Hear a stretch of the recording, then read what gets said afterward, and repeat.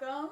We are here with the Village Craftsmen and with Philip Howard, and this is another installment of Fun Fact Friday. We have so many people who vacation on Ocracoke or have lived here for a long time, and there are a lot of little facts that are in your head that people may or may not know about. So this is a little series to tell us about different things that some people might not know. So what is today? Well, let's talk about a particular hotel on Ocracoke.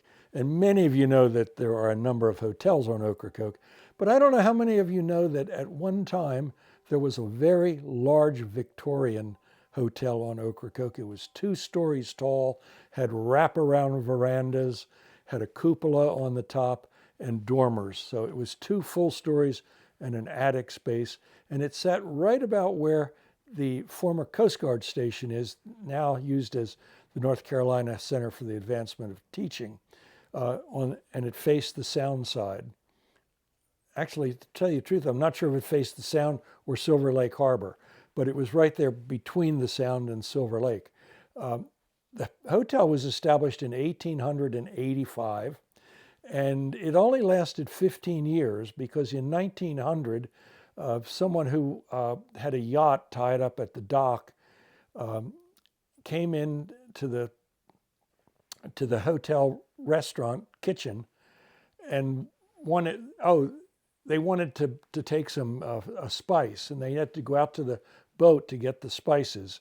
And while they were doing it, the goose that they were cooking on the wood stove boiled over, and all that grease and fat caught on fire. And before they know it, the building was in total flames and burned to the ground. And that was the end of the Hotel Ponder. Sometimes it was referred to as the Hotel Ponzer, but the Ponder Hotel is I think, the proper designation. But an interesting fact about that hotel is that they had, in the late 1800s, associated with the hotel, a tram railway that carried visitors from the hotel to the beach. And Blanche Howard Jolliffe told me one time that railway ran right down where Howard Street is today. There's no evidence anymore, but that horse-drawn tram would carry people to the beach. Sometimes they'd stay and swim in the harbor, and then there were large parties at the hotel. They had big dinners with clams and oysters and fish and goose, and they had big square dances and music several times during the week. So it was a big deal. It was a big Victorian hotel from 1885 to 1900. And it's always interesting. I always find it fascinating because I always think of tourism as we know it starting on Ocracoke really in earnest in the 70s and 80s.